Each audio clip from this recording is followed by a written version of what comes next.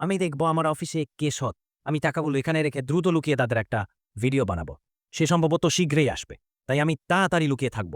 আমার অফিসের স্যার খুবই রাগী এবং বোকা। আমি জানি না সে আমাকে এখানে ফোন করার পর কোথায় গেছে। এখন আমি তাকে কোথায় পাবো? হ্যালো স্যার, তুমি কোথায় চলে গেছো? হাই মা, আমি একটা কাজের জন্য এত টাকা আয় করি, আমি আর কিছু টাকা নেই। কয়েকদিন পরেই ঈদ আসছে, তাই আমাকে একটা নতুন পোশাক কিনতে হবে, তাই না? আর এখানকার বস এত রাগী যে সে আমাকে বোনাসও দেয় না। চলো এটা নিয়ে দ্রুত চলে যাই। ভালো লাগছে না, কিন্তু স্যার আমাকে ফোন করেছে। এখন আমি জানি না স্যার কোথায় গেছে। আমি স্যারকে ডাকলাম, হ্যালো স্যার, তুমি কি আমার কথা শুনতে পাচ্ছ? মনে হচ্ছে স্যার এখানে নেই। ওহ, এই সব টাকা এখানে কে রেখে গেছে? চলো এক কাজ করি, এই টাকার কিছু টাকা রেখে দিই। তারপর আমি এটা নিয়ে পার্টি করব এবং মজা করব। আজ আমার খুব ভালো লেগেছে। আজ আমি অনেক টাকা পেয়েছি। চলো তাড়াতাড়ি করি। আমার স্যার হঠাৎ কেন ফোন করলো জানি না।